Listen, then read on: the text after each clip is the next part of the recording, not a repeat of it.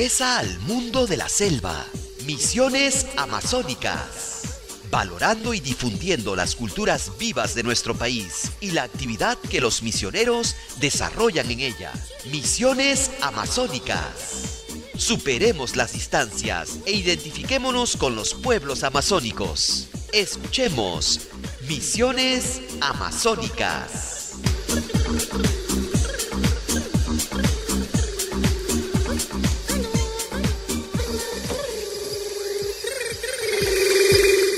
Bienvenidos y bienvenidas, amigos oyentes de Radio Santa Rosa. Como siempre, les saluda Mónica Villanueva y Javier García. Estamos muy contentos de iniciar Misiones Amazónicas hoy día en un programa bastante interesante. Vamos a hablar sobre un camino de realidades e incertidumbre y nuestro invitado es Francisco Cruz, quien ya se encuentra con nosotros para acompañarnos. Saludamos también a todas las radios amazónicas que nos acompañan, a Radio Quillabamba, Radio Madre de Dios, Radio Cepagua y Radio San Martín. Este programa va a tener una serie de bloques que queremos conversar, que queremos comentarles, entre ellos la secuencia Ellos nos cuentan, La Selva al Día y, como siempre, Cuidado de la Creación. Mónica, este programa es para mí muy especial porque vamos a tener a un compañero de profesión, al periodista Francisco Cruz, que ya está aquí con nosotros. Francis, y además porque, bueno, nos conocemos desde hace mucho tiempo y tenemos una amistad que tiene en común este interés por el periodismo, ¿no? Que ambos hemos realizado juntos para este reportaje que recientemente se publicó en la revista Estudios Amazónicos en la edición del número 11 del año 2016, ¿no? Así es, Javier, como tú bien decías, ustedes dos pues fueron encomendados para hacer justamente esta investigación en el Alto Urubamba, así que saludo a toda la comunidad machiguenga de Coribeni y que ellos nos están escuchando a través de Radio Quillabamba y saludar a todas las radios que ya tú has hecho mención, pero justamente vamos a hablar de esta zona tan importante que tiene sus complejidades pero también sus esperanzas. Así que vamos a hacer una breve pausa y retornamos con nuestro invitado.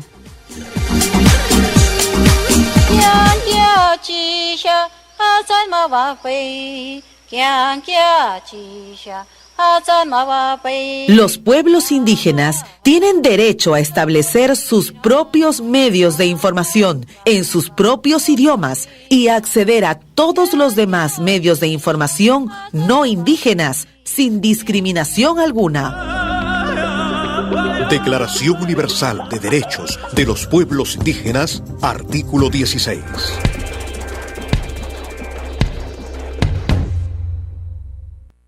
Les presentamos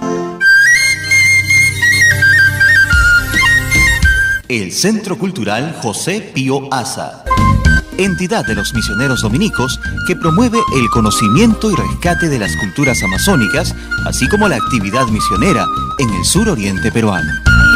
Entre nuestras actividades y servicios, destacamos el Museo Etnográfico de la Amazonía, servicio de biblioteca abierto a investigadores, estudiantes y público interesado, orientación sobre la realidad amazónica, publicaciones de análisis sociocultural, así como cursos y seminarios especializados en el análisis de temáticas amazónicas referidas a varias disciplinas. Te invitamos a visitar nuestro centro cultural y su museo en el Jirón Callao 562, Cercado de Lima. También puedes llamarnos al 331-0771 o visitar nuestra página web www.selvasperú.org.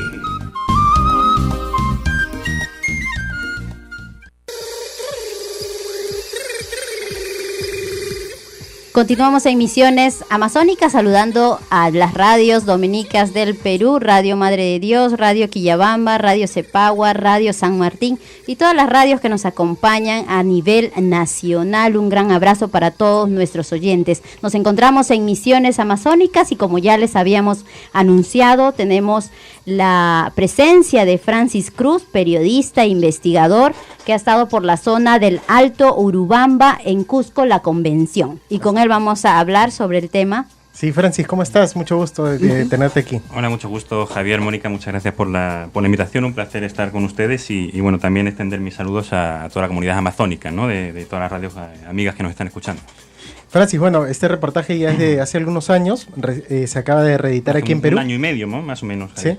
Se llama Los jóvenes indígenas en el Alto Urubamba, realidades e incertidumbres, ¿no? Siempre es difícil escribir de una comunidad amazónica, pero por suerte tú ya tenías experiencia viajando por el Perú y específicamente por la selva, ¿no? Cuéntanos, ¿en qué zonas has estado por ahí? Bueno, en verdad por motivos laborales he estado un poquito en casi toda la Amazonía, ¿no? He estado en la parte de Pucallpa hace unos años cuando trabajé con una institución del Estado que se llama Cite Madera. Estuve también trabajando con una ONG, digamos, norteamericana, con USAID, con un proyecto que se llama Proyecto Perú Bosques. También estuve trabajando en la parte de Loreto, he estado un par de veces en Iquitos, he estado en Madre de Dios. Estuve en Iñapari, que es un poquito con la frontera de Brasil. En Pucallpa también, ¿no? En Pucallpa, no sé si lo nombré.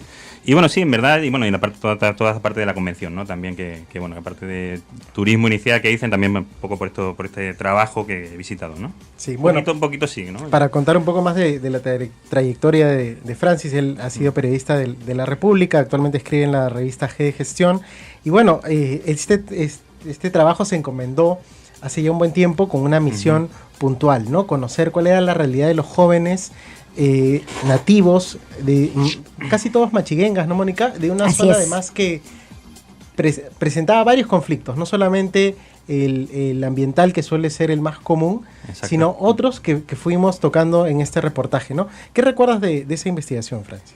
En verdad, como comenta Javier, el reportaje fue bastante amplio, ¿no? Cuando un poco nos proponen, el padre Roberto Ábalos nos propone, digamos, la realización de este documental, o de este informe, más que un documental, no, perdón, surgen varios frentes. Uno de ellos puede ser la pérdida de identidad de estos jóvenes de las comunidades machiguengas. Recordemos que solamente la convención eran las 7 comunidades, ¿no? de esta etnia. Y como dicen, no solamente aspectos ambientales, ya pasó todo este tema del gas de camisea, sino también una parte, digamos, sociocultural, con esta pérdida de identidad, también con varios problemas, el tema de la trata de personas que también se está dando allí, el tema del narcotráfico. Entonces, como bien mencionan, no solamente debemos fijarnos en un problema, sino que hay varias problemáticas que afectan a esta pérdida de un poco de la identidad y de esta disgregación, digamos, esta diáspora, sí, podemos decir cultural, de los más chiqueños de la zona, ¿no? Fue un viaje de varios días y de una serie de entrevistas también en Lima con algunas personas expertas en el tema precisamente de trata de personas, y también con nativos que llegaron a Lima por diversas razones, ¿no? Ya sea para estudiar en la universidad o para empezar nuevos rumbos a partir de sus propias experiencias. Le recordamos a los amigos oyentes que justamente estamos hablando de la zona en donde están asentados los machiguengas, como hace un momento ya mencionabas.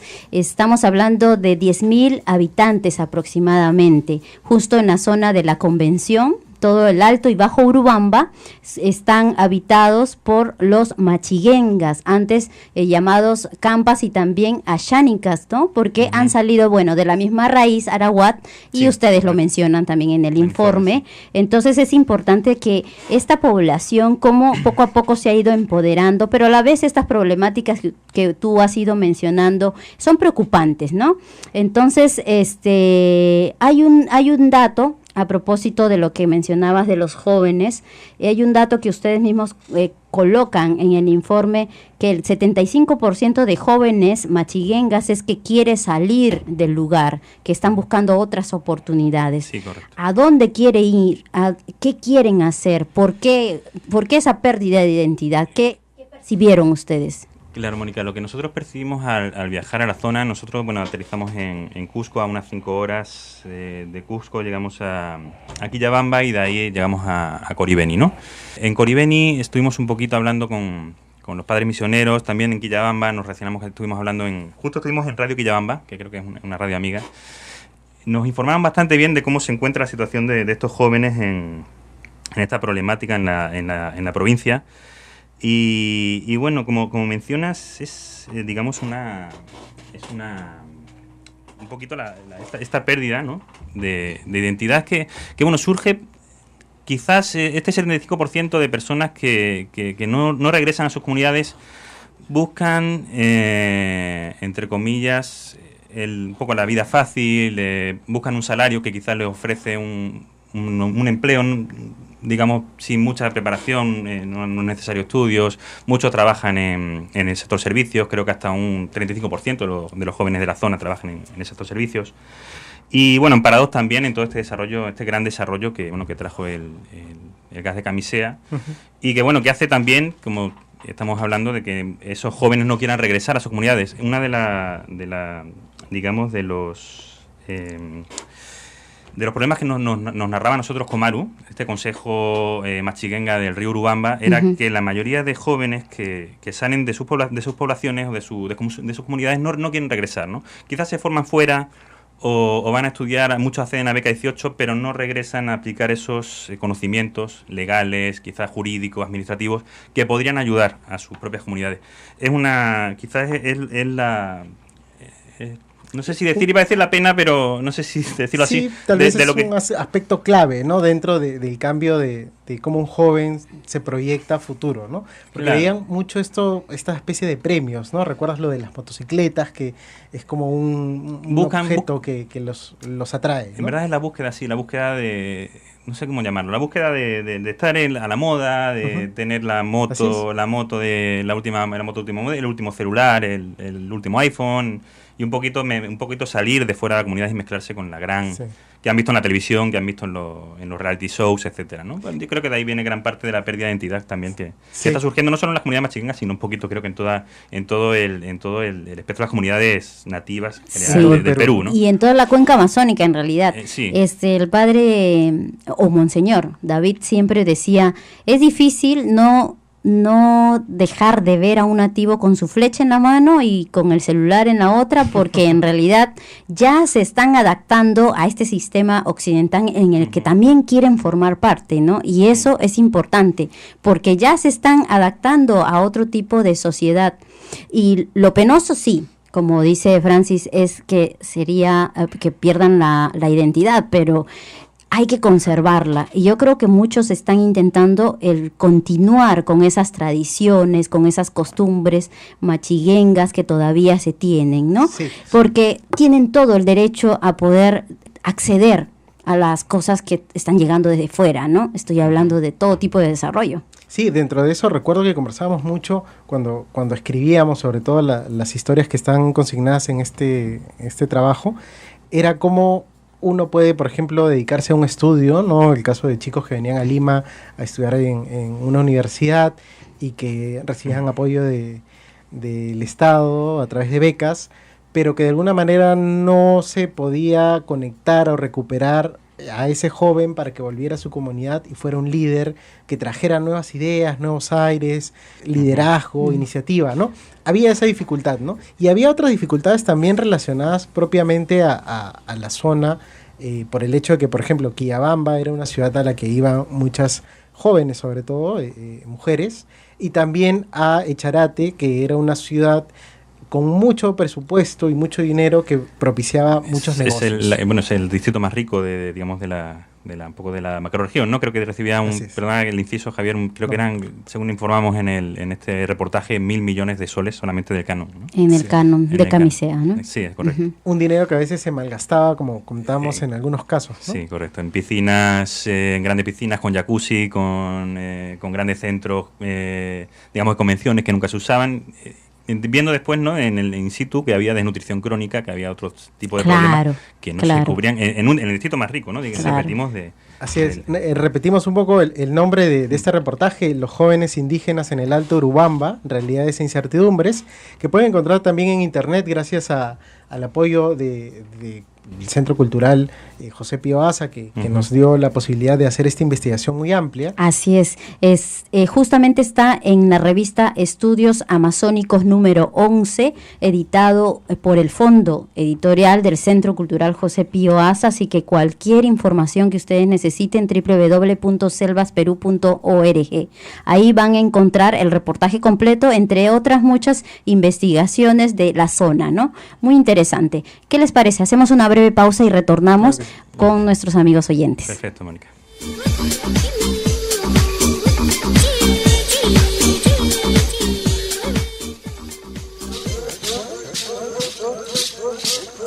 Los pueblos indígenas tienen derecho a manifestar, practicar, desarrollar y enseñar sus tradiciones, costumbres y ceremonias espirituales y religiosas, a mantener y proteger sus lugares religiosos y culturales. Declaración Universal de Derechos de los Pueblos Indígenas, artículo 12.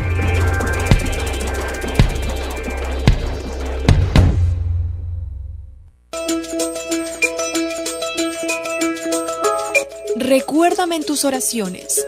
Yo también creo en Dios. Es el lema de la cadena de oración que se inicia para pedir por las misiones en la selva. Te invitamos a unirte a esta cadena de oración elevando una intención por las comunidades nativas que son atendidas por los misioneros dominicos en Madre de Dios, Cusco y Ucayali.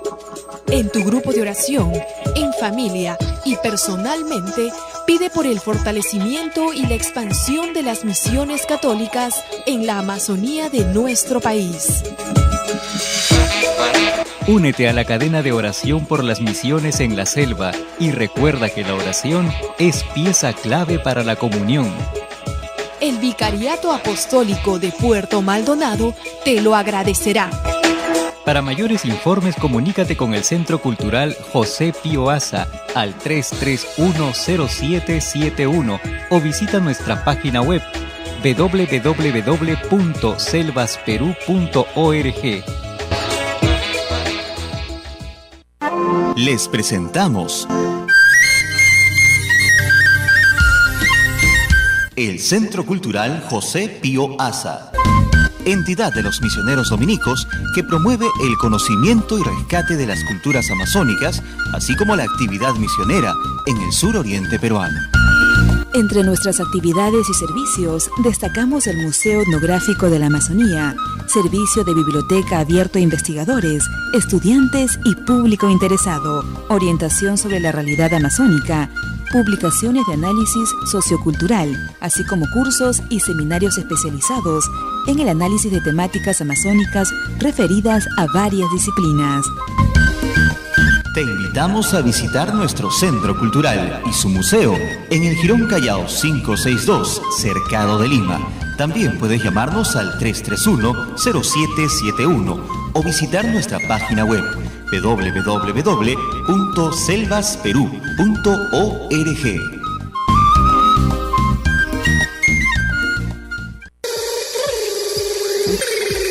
Continuamos aquí en Misiones Amazónicas. Saludamos a las radios compañeras que nos acompañan: Radio Quillabamba, Radio Madre de Dios, Radio Cepahue y Radio San Martín. Estamos con Francis Cruz, periodista que ha participado en una investigación muy interesante que se realizó hace unos años, promovida, ¿no?, por el Centro Cultural José Pío Asa y por Selvas Amazónicas también, ¿no? Así es, nosotros estamos muy contentos de haber recibido pues esta información valiosa sobre los jóvenes de esta región, porque es necesario comprender un poco por qué es que están sucediendo este tipo de fenómenos humanos, ¿no?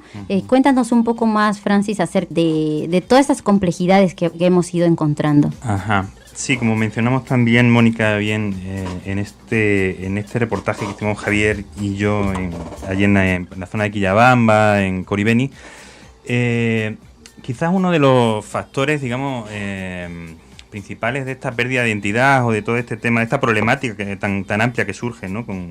Hablamos también, hemos comentado antes, hablamos de trata, hablamos de narcotráfico. No sé si sería directamente o sería muy apresurado decir que todos los problemas vienen un poco del tema del gas de camisea, ¿no?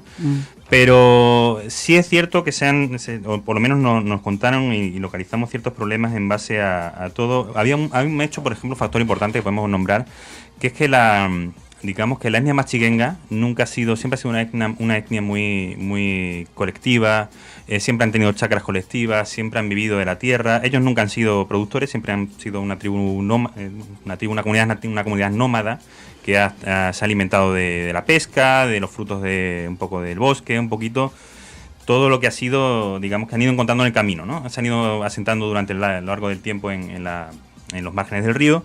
Y un poco con toda esta llegada del siglo pasado de los colonos quechuas, que empieza un poco la parcialización y un poco digamos, esa pérdida de la colectividad y empieza a llegar un poquito este concepto de la propiedad privada. A lo que vamos es que con esta llegada empieza a llegar la plata, empiezan a recibir una serie de beneficios que antes no tenían y surgen, digamos, temas como el alcoholismo, como un poco el abandono de las comunidades, la búsqueda quizás a lo mejor de ciertos privilegios o de trabajos que son muy sencillos. Y, por ejemplo, este tema, específicamente el tema del alcoholismo, ¿no? Se ha visto que antes había una tradicional masatada. Ellos iban con una calabaza de masato.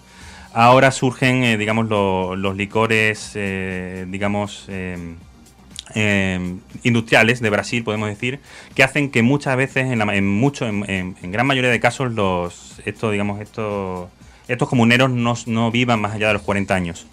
También me he dado cuenta, es algo que nos comentó el padre Roberto Ábalos cuando hicimos esta investigación, es que se daba mucho hizo una especie de broma, ¿no? Que en la zona de convención se estaban construyendo casas de cristal, ¿no? Y él nos decía que era por el tema... Por la marca de cerveza. Por la marca de cerveza, que podían apilar tanta cantidad de botellas de cerveza que llegan a construir casas de estas, ¿no? De botellas. Sí, entonces, fue muy interesante esa conversación con el padre Roberto. Sí. Quiero citar un pequeño párrafo y para que después nos sigas contando, Francis, sobre la investigación. Dice, ¿no? Económicamente esto puede ser exitoso, se refiere a lo que mencionó hace un momento Francis, ¿no? Para algunos de ellos en el corto plazo, pero ese dinero rara vez es invertido, se agota en vasos de licor.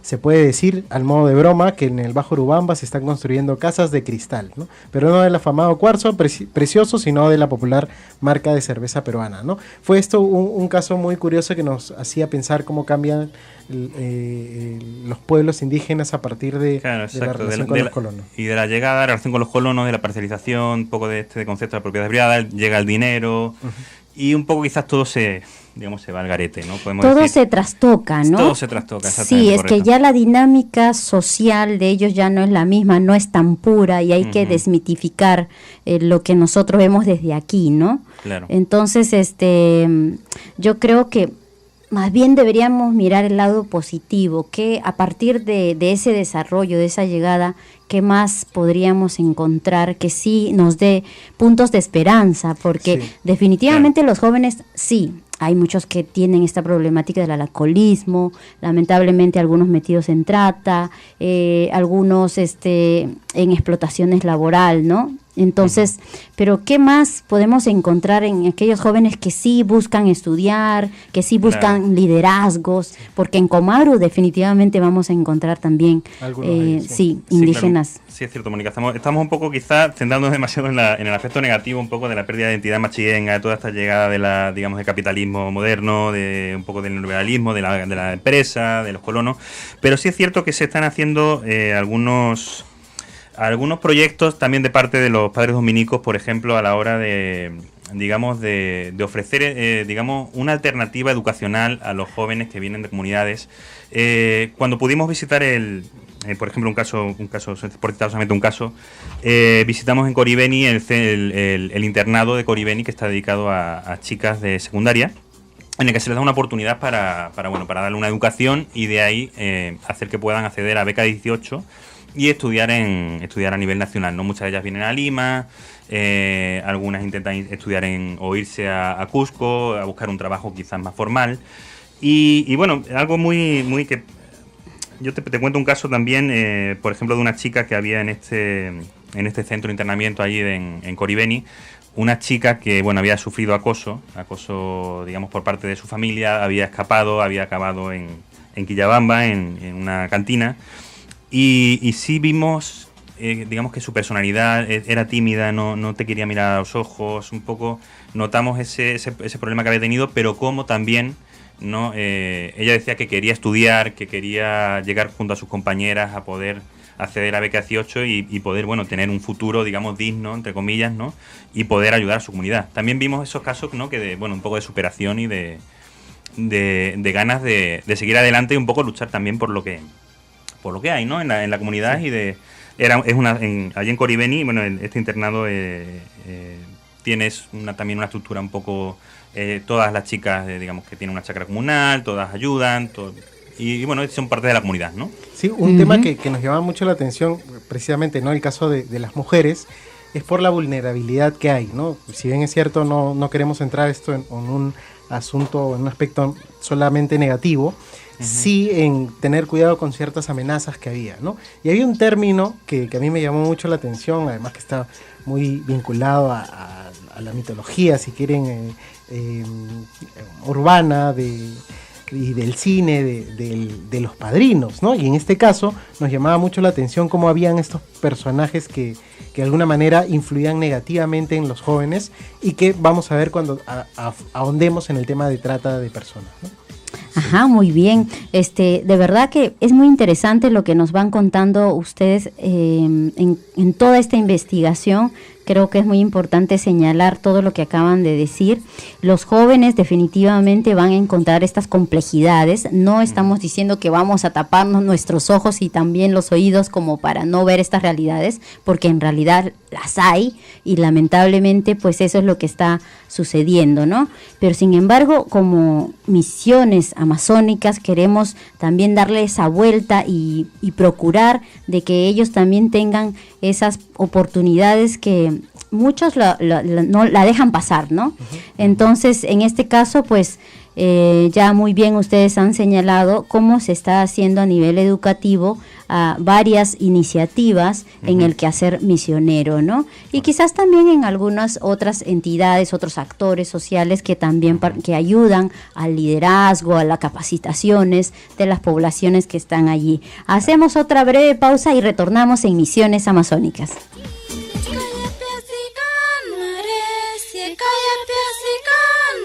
Los pueblos indígenas tienen el derecho colectivo de vivir en libertad, paz y seguridad como pueblos distintos y no serán sometidos a ningún acto de genocidio ni a ningún otro acto de violencia.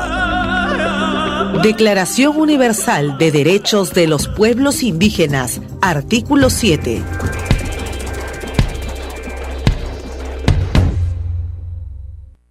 Les presentamos el Centro Cultural José Pío Asa, entidad de los misioneros dominicos que promueve el conocimiento y rescate de las culturas amazónicas, así como la actividad misionera en el suroriente peruano. Entre nuestras actividades y servicios, destacamos el Museo Etnográfico de la Amazonía, servicio de biblioteca abierto a investigadores, estudiantes y público interesado, orientación sobre la realidad amazónica, publicaciones de análisis sociocultural, así como cursos y seminarios especializados en el análisis de temáticas amazónicas referidas a varias disciplinas. Te invitamos a visitar nuestro centro cultural y su museo en el Jirón Callao 562, Cercado de Lima. También puedes llamarnos al 331-0771 o visitar nuestra página web www.selvasperú.org.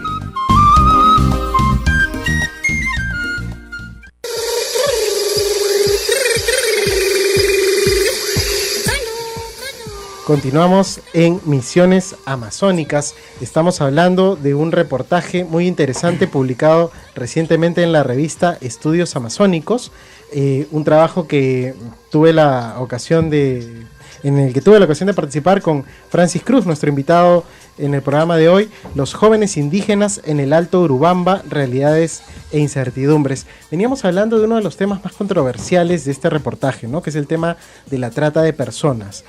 Comentaba a manera de introducción cómo existe esta figura del padrino, ¿no? La persona que ayuda a una familia a darle una oportunidad a su hijo, a su hija, sobre todo en el caso de las mujeres, de tener un trabajo en la ciudad, en Quillabamba o en alguna localidad cercana, y que muchas veces este padrinazgo no es del todo positivo, ¿no? ¿Qué es lo que ocurría en estos casos?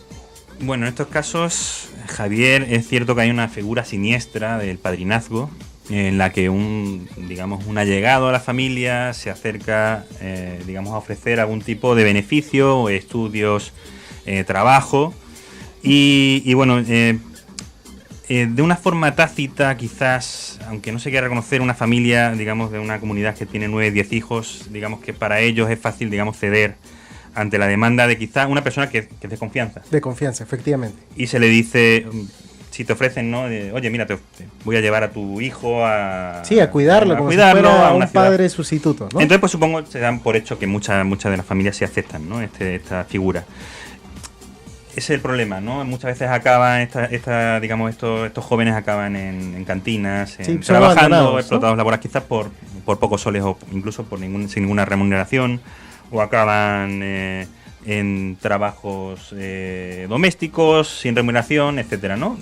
Claro, el problema también reside en que los jóvenes no se atreven a denunciar ante la figura también de confianza y bueno, o sea, sí nos contó, por ejemplo, quiero hablar de una figura que fue también bastante clave en esta investigación, que fue una abogada española que lleva un par de décadas trabajando allí en la zona, se llama Herminia Navarro.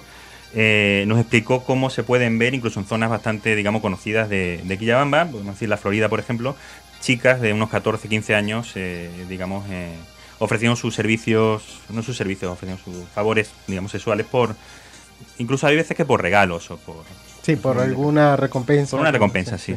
Entonces sí es cierto que existe esta figura del padrinazgo que muchas veces saca a alguien de su comunidad para incluirla así un poco en este mercado ilícito, ¿no?, de la trata de personas. Sí, además, bueno, tuvimos de fuente a una organización, a CHS Alternativo, ajá, además de Herminia Navarro, sí, que dio mucha información al respecto y que recientemente también ha publicado diversos artículos por los informes que ellos realizan anualmente sobre la trata de personas, ¿no? Este tema es tan delicado que ya se ha visto incluso una estrategia nacional y se viene trabajando de una manera articulada para poder darle solución. No es un tema tan grave, sobre todo porque implica muchas veces explotación sexual, ¿no? Así es. Recordar a nuestros amigos oyentes que solo en Cusco hay cerca de 940 comunidades por la sierra y la selva, que es un dato que también presenta el informe.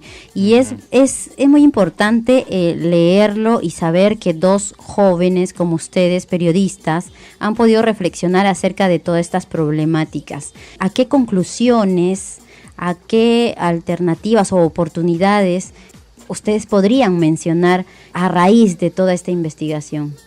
Digamos que lo necesario para cambiar esta gran problemática es un tópico, pero es voluntad política, ¿no?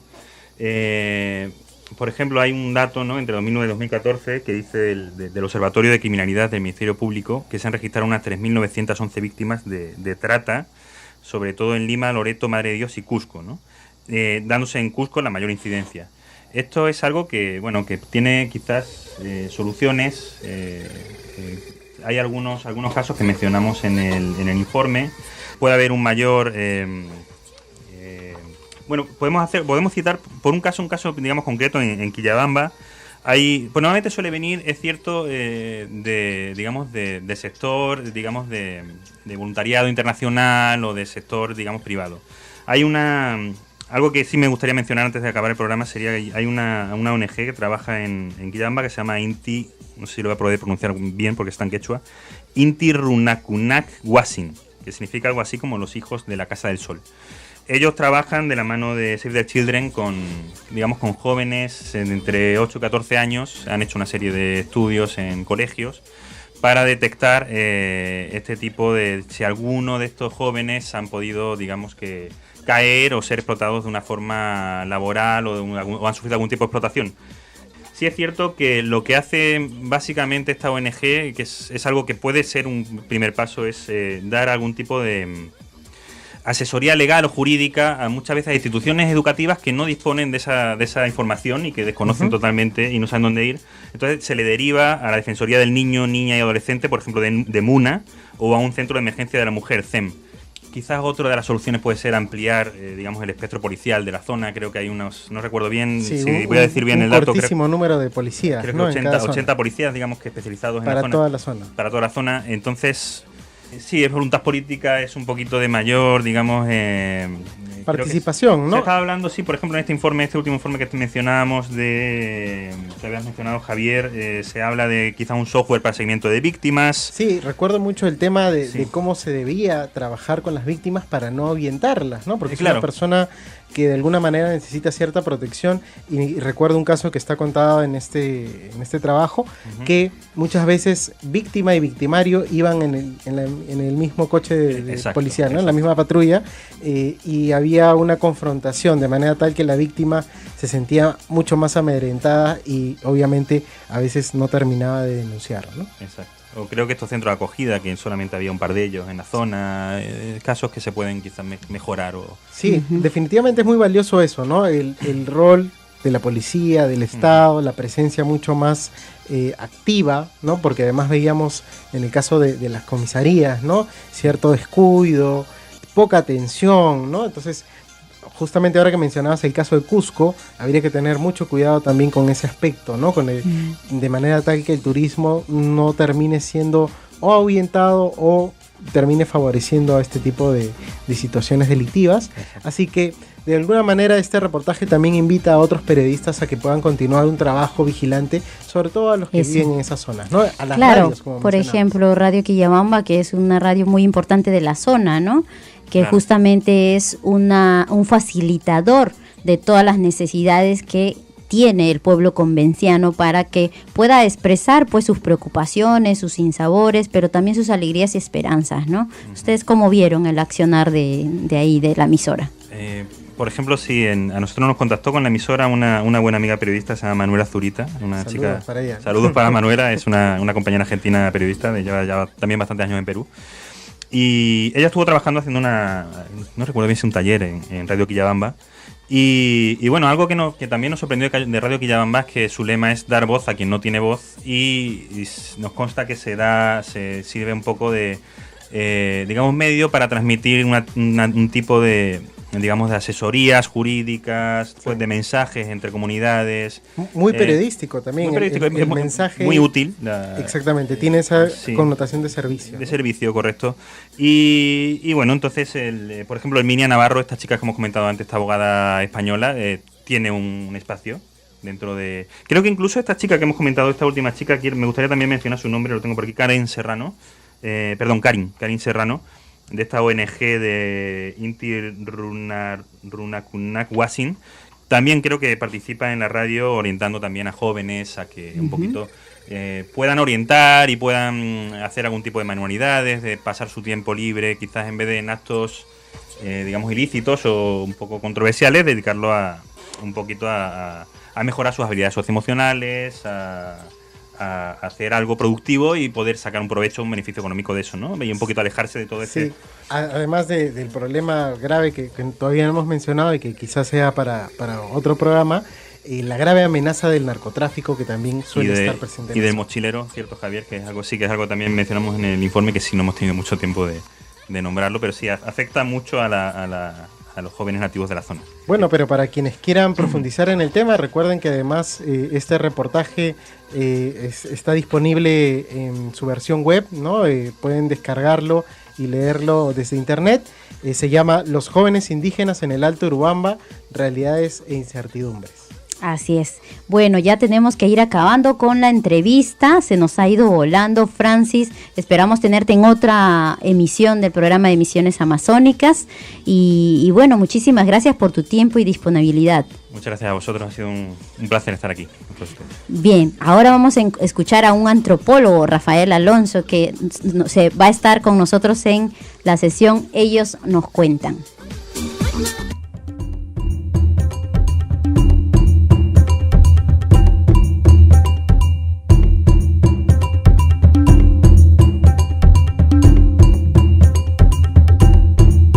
Ellos nos cuentan testimonios y experiencias de misioneros, laicos y especialistas en la Amazonía peruana.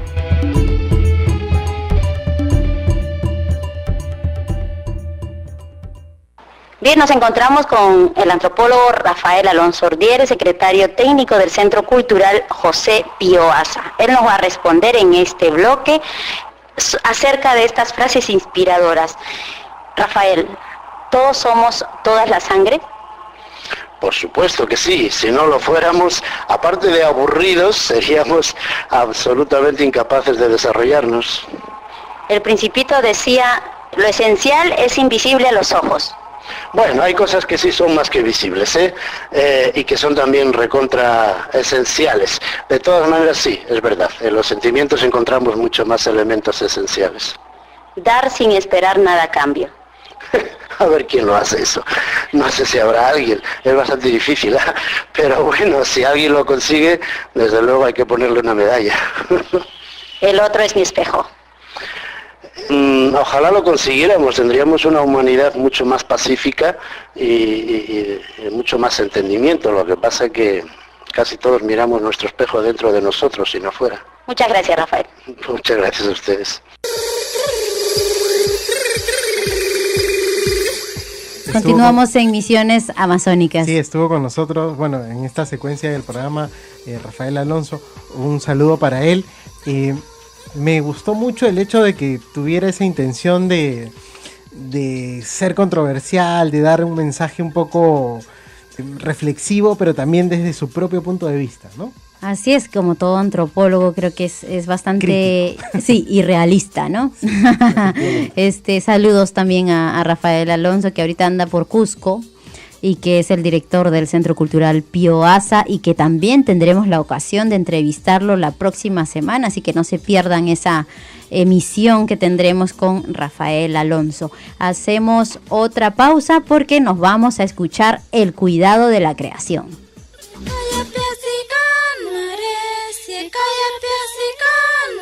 Los pueblos indígenas tienen el derecho colectivo de vivir en libertad, paz y seguridad como pueblos distintos y no serán sometidos a ningún acto de genocidio ni a ningún otro acto de violencia. Declaración Universal de Derechos de los Pueblos Indígenas, artículo 7.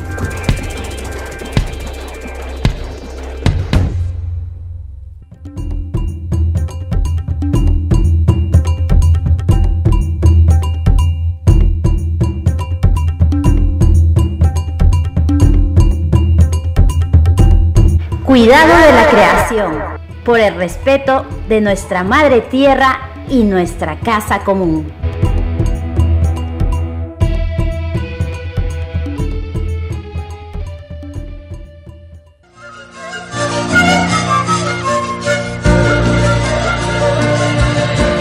Laudato Si. Laudato Si. El cuidado de la casa común. Alabado seas. Alabado seas. Capítulo 3. Hermanos pájaros. Paz y bien, hermanas y hermanos. Soy Francisco de Asís. Muchos de ustedes han oído de mí. Pues aquí estoy nuevamente, interesado en conocer los males que aquejan a nuestra madre tierra, las heridas que le hemos causado. Hoy les hablo desde unas altas montañas de un país llamado Guatemala.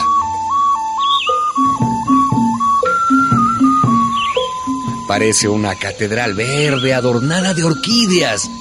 Y dicen que aquí vive el más hermoso de los pájaros nacidos en esta tierra. El Quetzal. Aguardaré su llegada.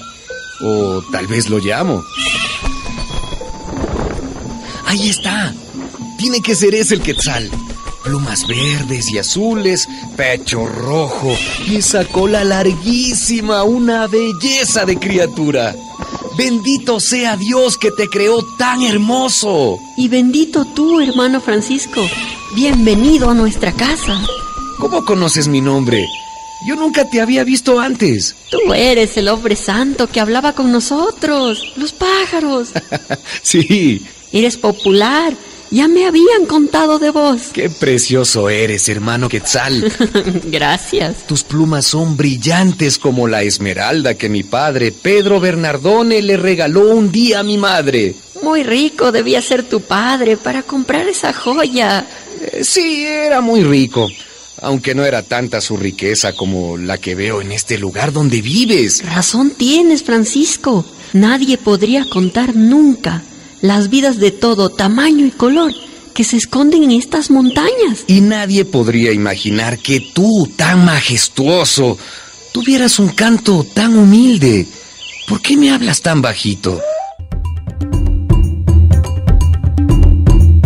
La Selva al Día. Información y actualidad de la región amazónica.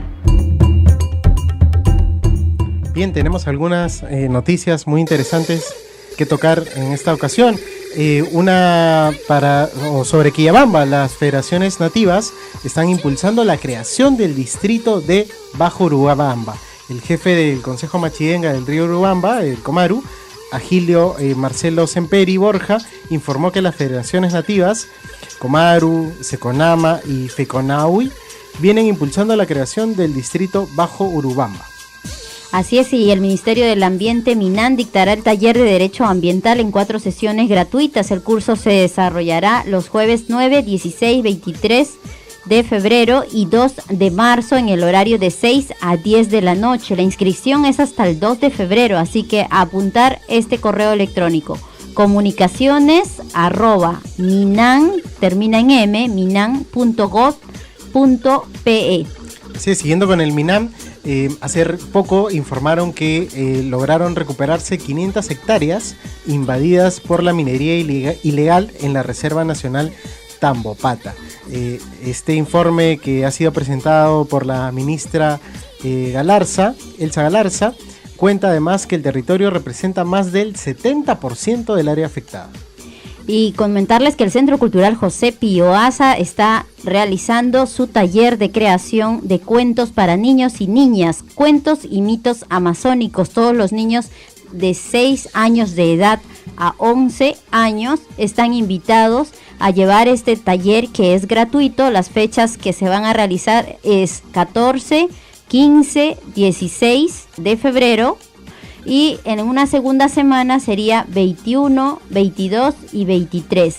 Van a ser en el horario de 9 de la mañana a 12 del mediodía en el Museo Etnográfico Amazónico, si se encuentra en Lima. Aquí todos los vecinos del Jirón Callao 574, cercado de Lima, pueden llamar al 331-0771. 331-0771. Ya saben, cuentos y mitos amazónicos para niños y niñas, totalmente gratuito. Muchas gracias a todas las radios amigas que nos han acompañado, a Radio Cepagua, Radio San Martín, Radio Quillabamba y Radio Madre de Dios en esta emisión de nuestro programa Misiones Amazónicas. Muchas gracias, nos encontramos la próxima semana.